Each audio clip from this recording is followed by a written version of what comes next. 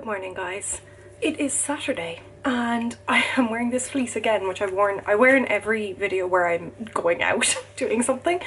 But today I'm thinking of going to, this is only going to be relevant if you watch my videos for a little bit, but I'm going to go back to where I used to live back when I first moved back to Dublin after being diagnosed with Addison's disease and trying to recover and things. Where I used to walk around this lake, this absolutely lovely lake, in like closer to the north side of Dublin really, where there was ducks and swans and everything. And I'm gonna go back there today because it's one of the first sunny Saturdays of the year, which is kind of crazy because it's been a horrible winter and weather and everything, but it's March now, so it's kind of starting to perk up, thankfully. But I'm gonna go there and I'm gonna go for a walk there. I'm really excited to go back there. It was this beautiful walk where it's not even so much about the beauty of the walk, even though that matters, because where I live now is very close to Dunleary, it's close to Blackrock, it's close to like a lot of lovely walks, to be honest. But it's more so when I moved to Dublin. I was diagnosed with Addison's disease in January 23. I moved to Dublin in October 23. I felt a lot better because I was on medication and things for the first time and getting treatment. I didn't realise I was really still quite sick. Or maybe I did deep down know that, but I didn't want that to make my decisions for me, I guess.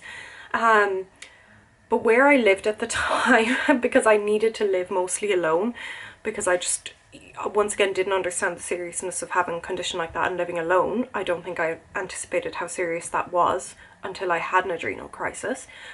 But I also lived in a really quiet area, and I remember that by the time it was coming up to say like April 24, I was more settled in my job, I was more stable on medication. I'd been, diagnosed for a year and on medication for over a year, and was starting to feel kind of okay. And then actually in March 24, I had my first adrenal crisis, my first and only adrenal crisis, thankfully. And that really set me back, like physically, as it does. So when it was coming up like April, May, and starting to get bright and sunny, and all of my friends from work were like doing things after work, like going for walks, runs, swims, things, I had no, it's much more than having no energy. It's like there was a physical nothingness inside my body that is very hard to describe, but it's not a constant nothingness. It was like getting worse every minute until I would sleep, and then I'd come back and start at a 5 out of 10 again, the next day. And I couldn't afford to sweat and lose any fluids because my electrolytes were impossible to balance at the time, and all of those things were really difficult. So I realised one thing I could potentially start to do was walk, and I really wanted to build up my energy and strength for walking.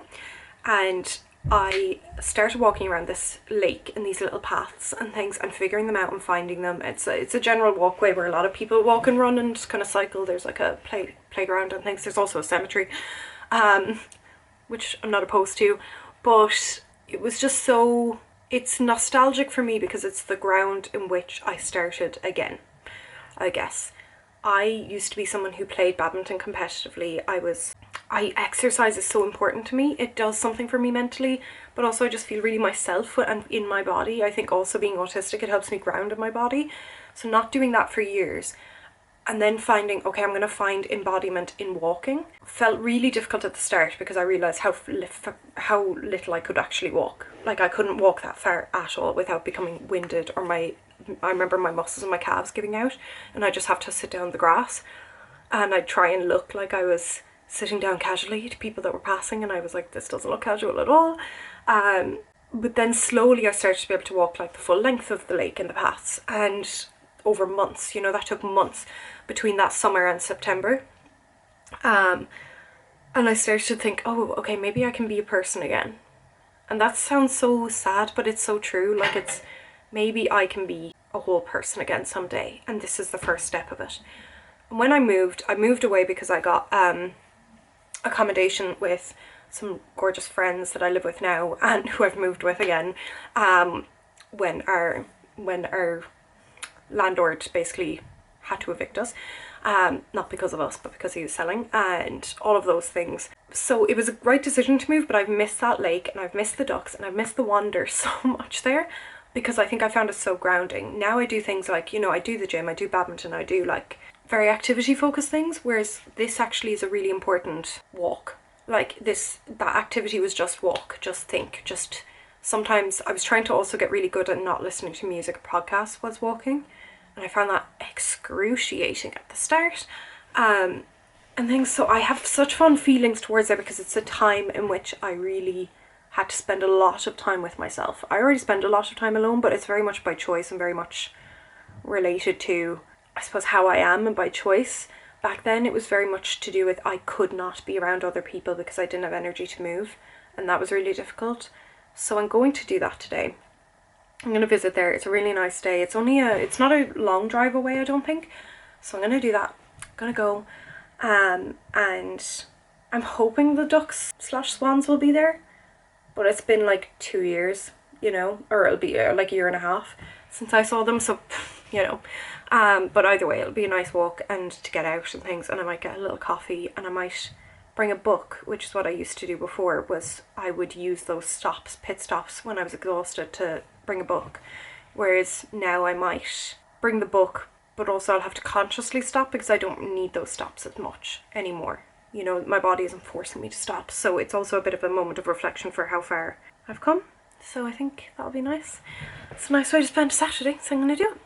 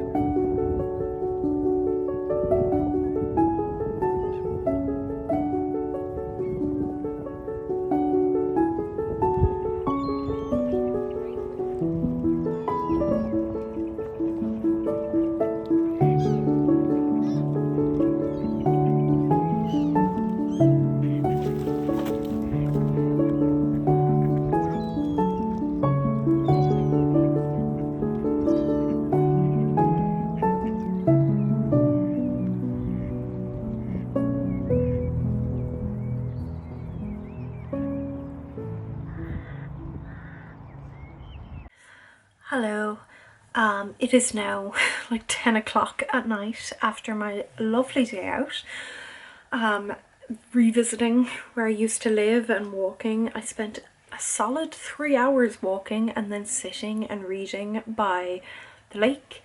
And just listening to the birds and everything, and it was really, really nice. I kind of underestimated slightly how emotional the experience would make me, which is potentially silly because I haven't been there since I felt like a whole different person, I guess. But even when I first walked around the lake, I walked it in essentially half the time it used to take me because I used to have to stop or my leg muscles would just feel like they were about to give out and things. So it just almost like every step felt like a renewed victory. So therefore that felt emotional. So actually a lot of my first walking was just processing and thinking about. There was difficulty in not being diagnosed. I was unwell for 11 years before I was diagnosed with Addison's disease, or adrenal insufficiency, to be more correct. And that was really difficult. Not being diagnosed is so difficult in a whole other way. The unknowing is a pain that I can't really describe. But also there was an agony to that first diagnosis or early time that is very hard to explain because there's a recalibration of your entire life, and a recognition that with the joy of diagnosis, because you have an answer, it doesn't mean you get better, actually. So I think today was a lot of processing that. It also didn't help. This isn't funny. It didn't help that when I went back to my car had been broken into. Like, I'm laughing because I'm like, what else do I do? What else do I say? So I actually was in really good mood, went back to my car and looked in the window, like as I was walking to the driver's seat, and saw that like everything was thrown everywhere and the back door was open. So I don't know. Nothing valuable was in the car at all. They didn't take nothing. They took my gym bag with my gym shorts in it. It just had like 4 pairs of gym shorts, which is actually kind of annoying because now I need to buy more, but just a bit daft, to be honest. The car was not damaged at all. The back door was slightly open with the seatbelt stuck in it, so I imagine I did click the lock, but then it didn't obviously close it, so that is completely on me.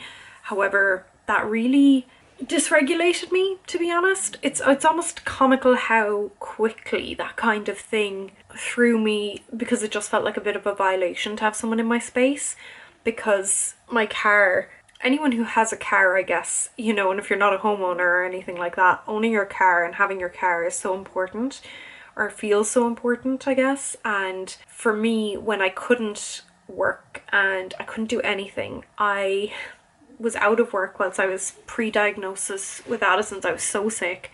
I fought really hard to keep my car and keep paying my payments for my car, because even though I didn't have an income, because I just could not have that, even though I couldn't really drive anywhere long distance because I didn't have energy or strength, or I wouldn't trust my concentration on the road. But my car has since become such an outlet and a safe space and things, so it almost just felt kind of gross that somebody was in there, more than anything. So I'm really glad that nothing was taken.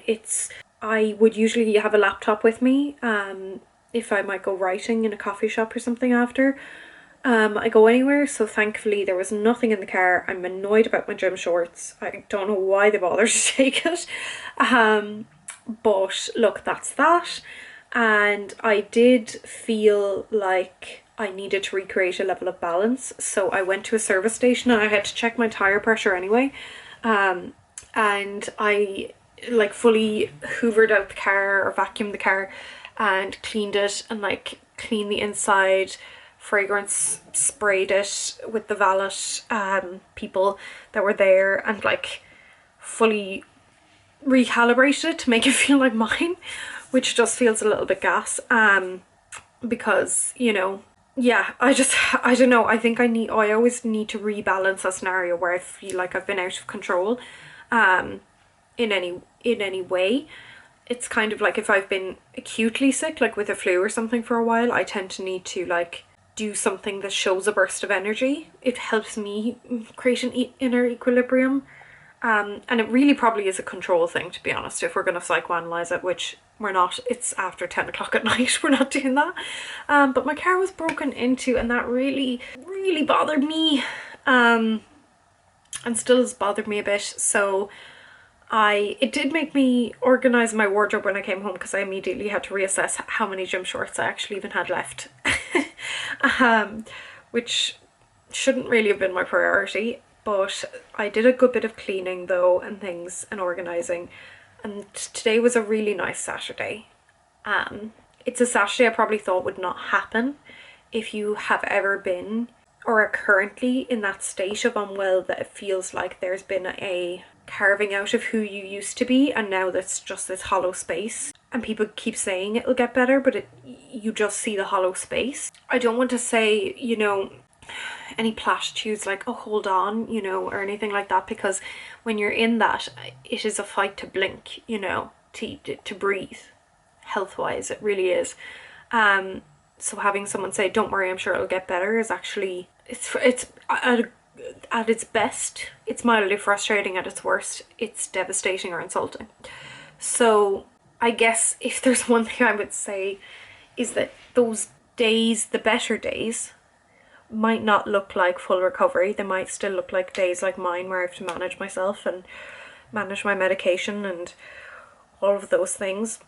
But there are days with sun and ducks and swans and kids throwing oats at the swans and laughing and everything, like, even, and your car getting broken into, and having to like retidy your car to a certain control and deal with that, and think about how random it is that that happened. All of that is life in Technicolor. It's so full, it's so vibrantly life, the good and the bad, that I did not think I would feel again, because I didn't think anything would be vivid again when I was unwell. Everything was pale. I couldn't care, whereas today I cared. I had so much energy to care, and that's, that is the biggest victory of the last 3 years of being diagnosed. I'm working to assert myself as myself in my own life again. I hope you enjoyed this random chatty video. If you are in a similar spot, or have been in a similar spot, or anything like that, I'd love to hear about it in the comments. I really would, like, quite genuinely. It helps me feel like when it's bad again, and I'm going through times where my energy is really low, and I don't have the energy to even reach out to anyone, it helps me know that there are specific stories and people out there, rather than kind of just knowing theoretically that that there's people going through the same thing. So feel free to leave your story in the comments. I would really appreciate it. I hope you enjoyed this video, and I will see you guys soon. Bye.